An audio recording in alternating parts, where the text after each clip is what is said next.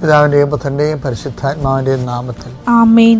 എന്റെ പ്രാർത്ഥന നമുക്ക് പ്രാർത്ഥിക്കാം. അമ്മേ പരിശുദ്ധമ്മേ, അമ്മേ പരിശുദ്ധമേ, ദേവമാതാവേ, ദൈവമാതാവേ, കൃപാസനത്തിലൂടെ ഞങ്ങൾക്കും ഞങ്ങളുടെ ദേശത്തിനും അമ്മ മധ്യസ്ഥം തേടി തന്ന എല്ലാ അനുഗ്രഹങ്ങൾക്കും കൃപകൾക്കും ഞങ്ങളിപ്പോൾ ഹൃദയം നിറഞ്ഞ നന്ദി പറയുന്നു. അമ്മേ പരിശുദ്ധമ്മേ, അമ്മേ പരിശുദ്ധമേ, ദൈവമാതാവേ, 2004 ഡിസംബർ 7 ഉച്ചകഴിഞ്ഞ് 2:30 കൃപാസനത്തിൽ സംഭവിച്ച അമ്മയുടെ പ്രത്യക്ഷപ്പെടലിനെ തിരുസഭയ്ക്ക് സമർപ്പിച്ചിരിക്കുന്ന പഠനരേഖകളുടെ മേൽ സഭാത്മകമായ പഠനം ആരംഭിക്കുവാൻ ഞങ്ങൾ പ്രാർത്ഥിക്കുന്നു. അമ്മേ പരിശുദ്ധമേ, അമ്മേ പരിശുദ്ധമേ, ഭൂസ്വർലോകങ്ങളുടെ രാജ്ഞിയായ അങ്ങേയ്ക്ക് ഭൗമസംരക്ഷണത്തിനായി പ്രപഞ്ചപ്രകൃതിയെ തന്നെ തിരുസഭ പ്രതിഷ്ഠിക്കുവാൻ ഈ പ്രത്യക്ഷീകരണ വഴി ഇടയാക്കണമേ.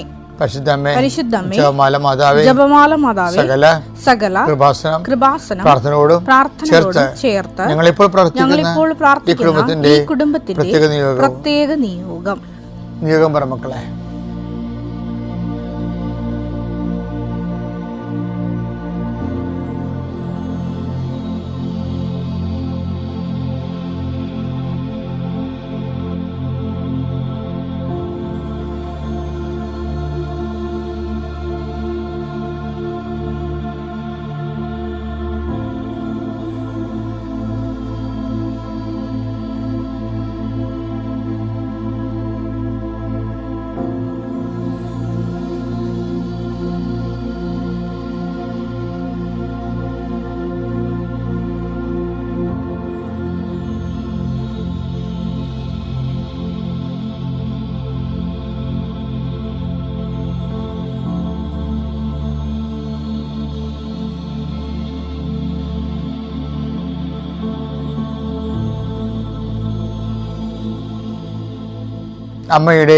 അമ്മയുടെ പ്രത്യക്ഷീകരണത്തിന്റെ അനുഗ്രഹവേളയിൽ ഞങ്ങൾക്ക് സാധിച്ചു തരുവാൻ കനിയണമേ. ആമേൻ. വിശ്വാസ പ്രമാണം. സർവശക്തനായ പിതാവും ആകാശത്തിന്റെയും ഭൂമിയുടെയും സൃഷ്ടാവുമായ ദൈവത്തിൽ ഞാൻ വിശ്വസിക്കുന്നു. അവിടുത്തെ ഏകപുത്രനും ഞങ്ങളുടെ കർത്താവുമായ ഈശോ മിശിഹായിലും ഞാൻ വിശ്വസിക്കുന്നു. ഈ പുത്രൻ പരിശുദ്ധാത്മാവിനാൽ ഗർഭസ്ഥനായി കന്യകാമറിയത്തിൽ നിന്ന് പിറന്ന് പൊന്തിയോസ് പീലാത്തോസിന്റെ കാലത്ത് പീഡകൾ സഹിച്ച് കുരിശിൽ തറയ്ക്കപ്പെട്ട് മരിച്ച് അടക്കപ്പെട്ട് പാതാളങ്ങളിൽ ഇറങ്ങി മരിച്ചവരുടെ ഇടയിൽ നിന്ന് 3-ാം നാൾ ഉയർത്ത് സ്വർഗത്തിലേക്ക് എഴുന്നള്ളി സർവശക്തിയുള്ള പിതാവായ ദൈവത്തിന്റെ വലതുഭാഗത്തിരിക്കുന്നു. അവിടെ നിന്ന് ജീവിക്കുന്നവരെയും മരിച്ചവരെയും വിധിക്കുവാൻ വരുമെന്നും ഞാൻ വിശ്വസിക്കുന്നു. പരിശുദ്ധാത്മാവിലും ഞാൻ വിശ്വസിക്കുന്നു. വിശുദ്ധ കത്തോലിക്കാ സഭയിലും പുണ്യവാന്മാരുടെ ഐക്യത്തിലും പാപങ്ങളുടെ മോചനത്തിലും ശരീരത്തിന്റെ ഉയർപ്പിലും നിത്യമായ ജീവിതത്തിലും ഞാൻ വിശ്വസിക്കുന്നു. ആമേൻ. സ്വർഗ്ഗസ്ഥനായ ഞങ്ങളുടെ പിതാവേ, അങ്ങയുടെ നാമം പൂജിതമാകണമേ. അങ്ങയുടെ രാജ്യം വരണമേ. അങ്ങയുടെ തിരുമനസ് സ്വർഗത്തിലെ പോലെ ഭൂമിയിലും ആകണമേ. അന്നു വേണ്ടുന്ന ആഹാരം ഇന്ന് ഞങ്ങൾക്ക് തരണമേ. ഞങ്ങളോട് തെറ്റ് ചെയ്യുന്നവരോട് ഞങ്ങൾ ക്ഷമിക്കുന്നത് പോലെ ഞങ്ങളുടെ തെറ്റുകൾ ഞങ്ങളോടും ക്ഷമിക്കണമേ. ഞങ്ങളെ പ്രലോഭനത്തിൽ ഉൾപ്പെടുത്തരുതേ, തിന്മയിൽ ഞങ്ങൾ രക്ഷിക്കണമേ. ആമേൻ. നന്മ നിറഞ്ഞ മറിയമേ, സ്വസ്തി. കർത്താവ് അങ്ങയുടെ കൂടെ സ്ത്രീകളിൽ അങ്ങ് അനുഗ്രഹിക്കപ്പെട്ടവളാകുന്നു. അങ്ങയുടെ ഉദരത്തിൻ ഫലമായി ഈശോ അനുഗ്രഹിക്കപ്പെട്ടവനാകുന്നു. പരിശുദ്ധ മറിയമേ, തമ്പുരാന്റെ അമ്മേ, പാപികളായ ഞങ്ങൾക്ക് വേണ്ടി ഇപ്പോഴും ഞങ്ങളുടെ മരണസമയത്തും തമ്പുരാനോട് അപേക്ഷിക്കണമേ. ആമേൻ. എന്റെ കർത്താവിന്റെ ഉന്നതമായ നാമത്തിൽ സഭയുടെ അധികാരത്തിൽ കുരിശിന്റെ അടയാള ദേശത്തിയാൽ രോഗികളെ ആശ്വസിപ്പിക്കുന്നവനെ, അന്ധകാരത്തെ പ്രകാശത്തിലേക്ക് നയിക്കുന്നവനെ, മരിച്ചവനെ ഉയർപ്പിക്കുന്നവനെ, നിന്റെ തിരുനാമം സ്തുതി പറയുന്ന കർത്താവേ, നിന്റെ നാമത്തിൽ ഞാൻ ഈ പ്രാർത്ഥനകൾ ധൂപപ്രാർത്ഥനയായി ഉയരട്ടെ. നിന്റെ നാമത്തെ പ്രാർത്ഥനകൾ മഹത്വപ്പെടുത്തട്ടെ. ഇന്ന് പ്രഭാതത്തിൽ അങ്ങയുടെ മക്കൾക്ക് വേണ്ടി പ്രാർത്ഥിക്കുന്നു. കിടപ്പ് രോഗികളുണ്ട്, അതുപോലെ തന്നെ വീട്ടിൽ നിന്ന് പുറത്തു പോകാൻ പറ്റാത്ത രീതിയിൽ കടങ്ങൾ കയറി വന്നിട്ടുള്ളവരുണ്ട്. അതുപോലെ ജീവിക്കാൻ മാർഗമില്ലാതെ എന്ത് ചെയ്യണമെന്നറിയാൻ പാലാതെ എഴുന്നേറ്റ് വെറുതെ ജീവോത്സവം പോലെ കുത്തിയിരിക്കുന്നവരുണ്ട്. തലക്ക് ഭാരം പിടിച്ചവരുണ്ട്. വല്ലപാടും ചത്താൽ മതി എന്നോർത്തുകൊണ്ട് ഹൃദയത്തിനും തലക്കും കനം തൂങ്ങിയവരുണ്ട്. അവരെല്ലാം ഞാൻ അഡ്രസ്സ് ചെയ്യുന്നു. കൃപാസനത്താറെ ജീവനോടെ പ്രത്യക്ഷപ്പെട്ട പരിശുദ്ധ അമ്മയുടെ മധ്യസ്ഥതയിൽ ഇന്ന് ഈ ക്ലേശം പിടിച്ച മനുഷ്യരെ ദൈവത്തിൻ്റെ നാമത്തിൽ സംരക്ഷിക്കപ്പെടട്ടെ.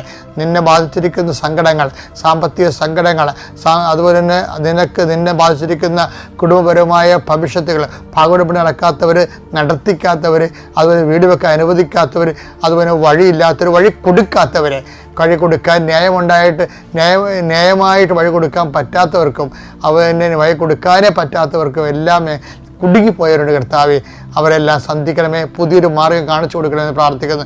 കിണർ കുഴിച്ചിട്ട് ആയിരങ്ങളും ലക്ഷങ്ങളും മുടക്കി കുഴിച്ചിട്ട് വെള്ളമില്ലാതിരിക്കുന്നവരെ, വർഷകാലത്ത് പോലും തുച്ഛമായ വെള്ളത്തിൽ ആ ജീവിതവും ആ ലോകവും ആ പറമ്പ് ഉപേക്ഷിച്ച് പോകാൻ ആഗ്രഹിക്കുന്നവർ, ഈശോയെ മല ഇറങ്ങാൻ പോകുന്നവരുണ്ട്, കാടിറങ്ങാൻ പോകുന്നവരുണ്ട്, തീരപ്രശുദ്ധ മാറാൻ പോകുന്നവരുണ്ട്. ഈശോയെ മനുഷ്യരെ കുടിയൊഴിപ്പിക്കപ്പെടുന്ന പല പ്രകൃതിദത്തമായ കാരണങ്ങൾ കുടിയൊഴിപ്പിക്കപ്പെടുന്നവരുണ്ട്. അതുപോലെ തന്നെ അത് തെറ്റായ സർക്കാരിൻ്റെ നിയമങ്ങൾ കാരണം കുടിയൊഴിപ്പിക്കപ്പെടുന്നവരുണ്ട്. ഇങ്ങനെ മനുഷ്യൻ പരക്കം പായുന്ന മക്കൾക്ക് ശാശ്വത പരിഹാരം ഉണ്ടാകാൻ ദൈവത്തിൻ്റെ ഇടപെടൽ ഉണ്ടാകുന്നതിന് വേണ്ടി പ്രാർത്ഥിക്കുന്നു. എൻ്റെ കർത്താവെ, നിൻ്റെ ഉന്നതമായ നാമത്തെ സ്വസ്ഥം ചെയ്യുന്നു. സഹോദരങ്ങളെ ഭിന്നതയിരിക്കുന്നവർ, സഹോദരങ്ങൾ തമ്മിൽ സ്നേഹമായിട്ടിരിക്കുകയാണെങ്കിൽ ആ പ്രശ്നങ്ങളെല്ലാം പരിഹരിക്കുമായിരുന്നു. പല പ്രശ്നങ്ങളും ഉണ്ടായിരിക്കുന്നത് മനുഷ്യർ തമ്മിൽ ഭിന്നതയുള്ളത് കൊണ്ടും മനുഷ്യർ തമ്മിൽ വാശിയും വൈരാഗ്യവും ഉള്ളത് കൊണ്ടും ഗർവുള്ളത് കൊണ്ടുമാണ്. തിന്മയുടെ ശക്തി, പിശാചിൻ്റെ ആധിപത്യത്തെ യേശുക്രിസ്തു നാമത്തിൽ അമ്മയുടെ മധ്യസ്ഥതയിൽ ക്രിസ്തുവിൻ്റെ അടയാളം ഞാൻ ബന്ധിക്കുന്നു. ദൈവത്തിൻ്റെ കരുണ നിൻ്റെ ഭവനത്തേക്ക് വെളിച്ചം കടന്നു വരട്ടെ. Lord Jesus Christ, pour out your spirit, touch with the fire finger, suck with the precious blood, Lord, and peace your spirit. നിത്യം പിതാവും പുത്രനും പരിശുദ്ധാത്മാവുമായ സർവേശ്വര നീക്കും. ആമേൻ. എൻ്റെ ദൈവപൈതലേ, നീ പ്രാർത്ഥിക്കുമ്പോൾ ആ പ്രാർത്ഥന എന്താണെന്ന് നീ അറിയണം. അല്ലാതെ പട്ടികപാടി പ്രാർത്ഥന പോലെ ദൈവത്തെ പ്രാർത്ഥിച്ച് ബോധം കെടുത്തരുത്. മറിച്ച് ആ പ്രാർത്ഥന അറിഞ്ഞ്, പ്രാർത്ഥന അർത്ഥം അറിഞ്ഞ്, അതിൻ്റെ ആഴങ്ങൾ അറിഞ്ഞ് അതിനെ അംഗീകരിക്കണം. വിശ്വാസം എന്ന് പറയുന്നത് അംഗീകാരമാണ്. അംഗീകാരം എന്ന് പറഞ്ഞാൽ എന്താണ്? യേശു കർത്താവാണെന്ന് അധരം കൊണ്ട് ഏറ്റു പറയുമ്പോൾ ദൈവം അവനെ മരിച്ചോ എന്ന് ഉയർപ്പിച്ചെന്ന് ഹൃദയത്തിൽ വിശ്വസിക്കണം. ആ വിശ്വാസം എന്ന് പറയുന്നത് ഹൃദയം അത് അംഗീകരിക്കുന്നു എന്നതാണ്, അല്ലാതെ സങ്കല്പമല്ല. വിശ്വാസം ഹൃദയം ആ ചരിത്ര സത്യത്തെ അംഗീകരിക്കുന്നു. നമ്മൾ എന്തിനാണ് വിശ്വാസ പ്രമാണത്തിൽ പാന്തിയോസും പിലാത്തോസും ഒക്കെ പറയണത്? കാര്യം അതൊരു ചരിത്ര സത്യമായതുകൊണ്ടാണ്. പാന്തിയോസ് ജീവിച്ചിരുന്ന ഗവർണറാണ്, റോമൻ ഗവർണർ. അവൻ പിലാത്തോസ് അതുപോലെ തന്നെ ഗവർണറാണ്, അതുപോലെ തന്നെ അത് ന്യായാധിപനാണ്. അതുപോലെ അവരുടെ കാലം എന്ന് പറയുമ്പോൾ ചരിത്രഘട്ടമാണ്. ചരിത്രഘട്ടത്തിൽ സംഭവിച്ച ലോകചരിത്രഘട്ടത്തിൽ സംഭവിച്ച ദൈവചരിത്രം, രക്ഷാകര ചരിത്രമാണ് നമ്മൾ വിശ്വാസ പ്രമാണത്തിൽ പ്രഖ്യാപിക്കുന്നത്. അത് നമ്മൾ അതിൻ്റെ സത്യം എന്താണ്? ചരിത്രത്തിൻ്റെ കർത്താവ് യേശുവാണെന്നാണ്. യേശു കർത്താവാണ് എന്ന അധരം കൊണ്ട് നമ്മൾ ഏറ്റുപറയണം. റോമ 10:9. ആകയാൽ യേശു കർത്താവാണെന്ന് അധരം കൊണ്ട് ഏറ്റുപറയുകയും ദൈവം അവനെ മരിച്ചവരിൽ നിന്ന് ഉയർപ്പിച്ചു എന്ന് ഹൃദയത്തിൽ വിശ്വസിക്കുകയും ചെയ്താൽ നീ രക്ഷ പ്രാപിക്കും.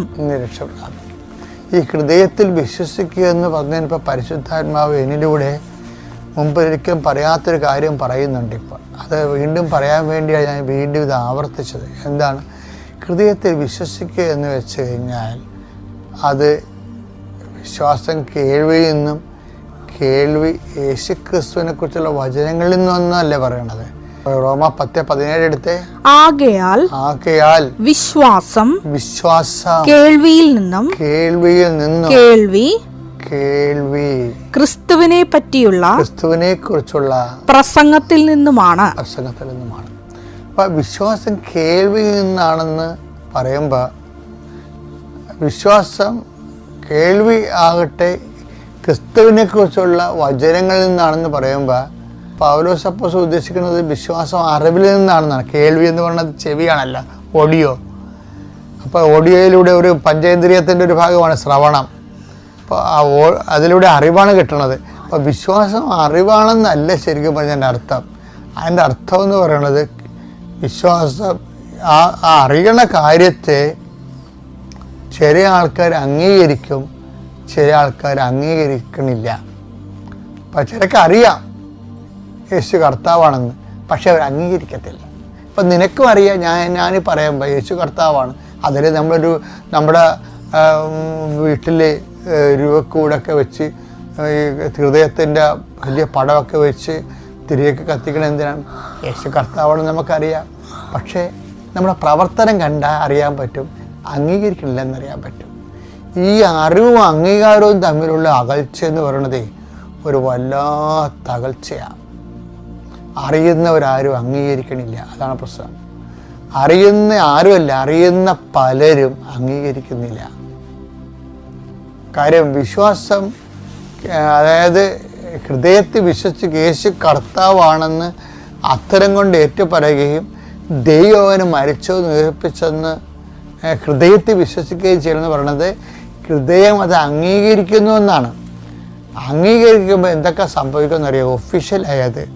മറ്റത് അറിവെന്ന് പറഞ്ഞാൽ അനൗദ്യോഗികമാണ്, അംഗീകാരം ഔദ്യോഗികമാണ്. ഇപ്പോൾ ഒരു ലെറ്റർ പാഡ് കിട്ടിക്കഴിഞ്ഞാൽ നമ്മൾ ആൾക്കാർ ചിലപ്പോൾ ഞങ്ങളൊക്കെ റിജക്റ്റ് ചെയ്യും. അത് ചില അച്ഛന്മാർ പള്ളിയിൽ നിന്ന് അയച്ചിരുമ്പോൾ ജ്ഞാനസ്ഥാന സർട്ടിഫിക്കറ്റ് കൊണ്ടുവരും. അപ്പോൾ ഉടനെ ഞാൻ വികാരിയാണെങ്കിൽ ഞാൻ സർട്ടിഫിക്കറ്റ് നോക്കും, എന്താണ് ഞാൻ തിരിച്ചു കൊടുത്തു വിടും. അംഗീകരിക്കത്തില്ല. കാര്യം അച്ഛൻ്റെ ഒപ്പം അതിനകത്തുള്ളൂ, പള്ളിയുടെ സീലില്ലെന്ന് പറയും. പള്ളിയുടെ സീലാകുമ്പോഴല്ല ആ ഇൻസ്റ്റിറ്റ്യൂഷൻ അത് അംഗീകരിക്കത്തുള്ളൂ. മറ്റേ അച്ഛന് അച്ഛൻ്റെ പേഴ്സണൽ ഒപ്പ് ഇടവിടാറില്ല. അച്ഛന് പേഴ്സണൽ ഒപ്പല്ല, ആ അച്ഛൻ തന്നെയാണ് ഇപ്പം ആ പള്ളിയിലെ വികാരി. നമുക്കറിയത്തില്ലല്ലോ. സീലുണ്ടെങ്കിൽ മാത്രമേ അറിയാൻ പറ്റത്തുള്ളൂ ഈ അച്ഛൻ അവിടെ മാറിപ്പോയോ, എന്നിട്ട് ഈ അച്ഛൻ ഇപ്പം ഇരിക്കുന്ന പള്ളിയിൽ നിന്ന് കള്ളൊപ്പിട്ടിട്ട് വന്നിരിക്കുകയാണ് ഈ ആൾക്കാരുടെ സമ്മർദ്ദം കാരണം, അത് അച്ഛൻ അവിടെ നിന്ന് മാറിപ്പോയോ, ആ പള്ളിയിൽ തന്നെയാണ് ഇത് വന്നിരിക്കണമെന്ന് അറിയണമെങ്കിൽ എന്ത് ചെയ്യണം? അച്ഛൻ്റെ ഒപ്പം പോരാ, സീല് വേണം. അപ്പം എന്താണ്? ആ പള്ളിയിൽ നിന്ന് തന്നെ വന്നത്, ആ അച്ഛൻ ആ പള്ളി തന്നെ ഇരിക്കണത്, പള്ളിയുടെ കൺകറൻസായി. അത് അംഗീകാരം എന്ന് പറഞ്ഞാൽ അതാണ്. അംഗീകാരത്തിൽ 2 ലെവലുണ്ട്. പേഴ്സണൽ ലെവലും ഉണ്ട്, ഒരു ഒഫീഷ്യൽ ലെവൽ, ഒരു ഇൻസ്റ്റിറ്റ്യൂഷൻ ലെവലും ഉണ്ട് അതിൻ്റെ അകത്ത്. ഇപ്പോൾ യേശു കർത്താവാണെന്ന് അത്തരം കൊണ്ട് ഏറ്റുപറയണതും അത് അംഗീകരിക്കാതെ ഏറ്റുപറയാം. നമുക്ക് അംഗീകരിച്ച് ഏറ്റുപറയണതും തമ്മിൽ വ്യത്യാസമുണ്ട്. ഇപ്പോൾ ഒരു ക്യാൻസർ 4th സ്റ്റേജാണ്, ഡോക്ടർ പറഞ്ഞു ഇനി കീമോ എടുത്തിട്ടും കാര്യമില്ലെന്ന് ചിലരോട് പറയും. പക്ഷേ നിങ്ങൾ പറയും അത് ഡോക്ടർ അല്ലല്ലോ കർത്താവ്, യേശു അല്ലേ കർത്താവ് എന്ന് പറയുമ്പോൾ അത് അത്തരം കൊണ്ട് പറയണത് അംഗീകരിച്ച പോലെയാവും.